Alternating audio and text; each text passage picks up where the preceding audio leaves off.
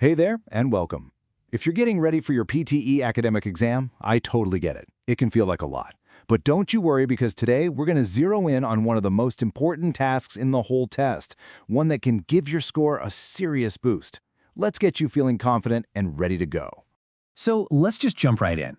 Have you ever wondered if there's, a secret weapon, one single task that could unlock a higher score, not just your speaking, but your listening section too? It's a question I hear all the time. Well, believe it or not, the answer is a big yes. There's one task type that has a huge effect on both of those scores. And the best part? We're going to figure out how to master it together, right now.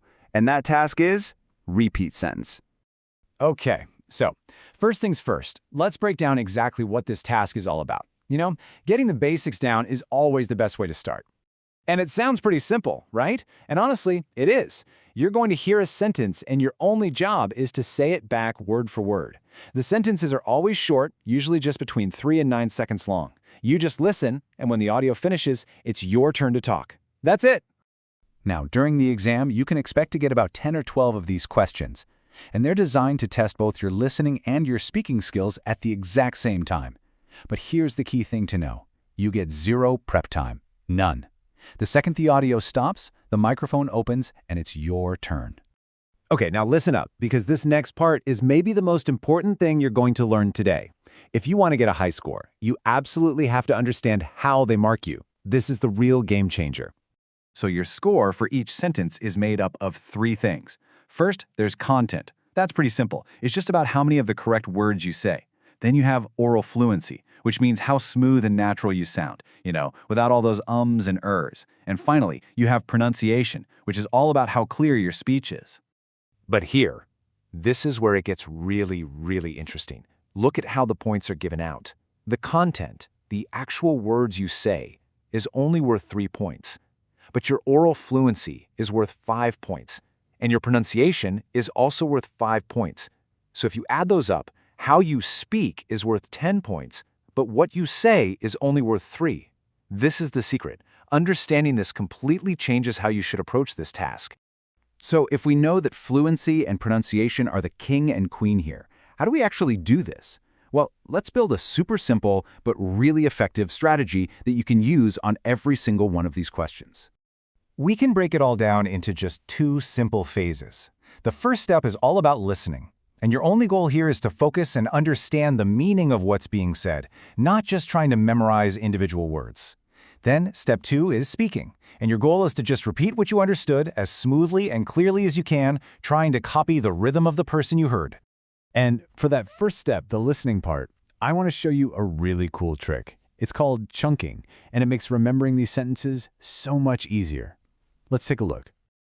Okay, imagine you hear this sentence in the test. Now, trying to remember 12 separate words in the right order, under pressure, that's really tough. Our brain just isn't built to remember a long list like that.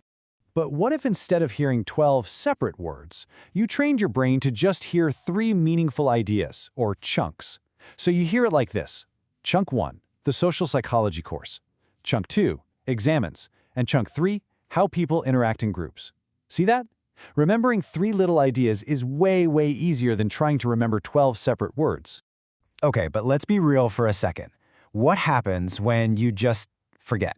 Your mind goes blank. It happens to literally everyone. But the most important thing is to have a plan, a little safety net, so you don't panic and lose all your points. So here are your emergency rules. Rule number 1, and this is the most important, never pause or hesitate. If you forget a word, just keep going. A short, smooth sentence is always, always better than a long, broken one. So if you only remember about half the sentence, just say that half confidently and smoothly, and then stop. You'll still get great points for your fluency and pronunciation. All right, we're almost there. To finish up, let's quickly go over a couple of common traps that a lot of people fall into. If you can just avoid these 2 things, you'll be in fantastic shape. The first big mistake is trying to write things down while you're listening. Don't do it. The sentences are just way too fast. By the time you write down 1 or 2 words, the whole sentence is over and you've missed the rest. The much better way is to just put your pen down and give 100% of your focus to listening and understanding. And the second mistake is that long, silent pause when you forget a word. You know that feeling when you just freeze? That silence absolutely destroys your oral fluency score. Instead, if you forget a word, just skip it. Jump to the next word you remember and keep that flow going no matter what.